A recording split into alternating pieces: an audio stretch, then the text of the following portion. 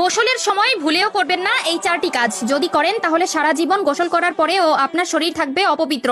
আপনার করা নামাজ, রোজা, তাসবিহ, তাহলিল, এমনকি আল্লাহর দরবারে করা কোনো ধরনের দোয়াই কবুল হবে না। বিশেষ করে যখন আপনার উপর গোসলটি ফরজ হবে, তখন তো কোনোভাবেই এই কাজগুলো করা যাবে না। কেননা গোসল যদি পবিত্রভাবে না হয়, তবে একটানা 70 বছর আপনি নামাজ পড়লেও সেই নামাজের মধ্যে এক ওয়াক্ত নামাজের ফজিলত আপনি পাবেন না, এমনকি আল্লাহর দরবারেও তা কবুল হবে না। বিশ্বনবী সাল্লাল্লাহু আলাইহি ওয়াসাল্লাম বলে গেছেন, গোসলের সময় মারাত্মক কিছু ভুল করার কারণে ব্যক্তির করা আজীবনের নামাজ আল্লাহর দরবারে কবুল হয় না। তবে ভুলগুলো মারাত্মক হলেও দেখতে দেখায় সামান্য। তাই নিজেকে একজন মুসলিম মনে করলে এই ভুলগুলো কখনোই করবেন না। কেননা গোসল আমাদের পবিত্রতার একটি অংশ এবং ইসলাম ধর্মের যে কোনো কাজ করতে হলে পবিত্রতা আবশ্যক। কি সেই চারটি ভুল জানতে হলে না টেনে দেখতে থাকুন সম্পূর্ণ ভিডিওটি এবং ভিডিওটি ছড়িয়ে দিন আপনার সকল মুসলিম ভাই ও বোনদের মধ্যে, যাতে করে তারাও এই ভুলগুলো থেকে নিজেকে শুধরে নিতে পারে, যাতে তারাও জীবনের গুনাহ থেকে বাঁচতে পারে। প্রিয় দর্শক,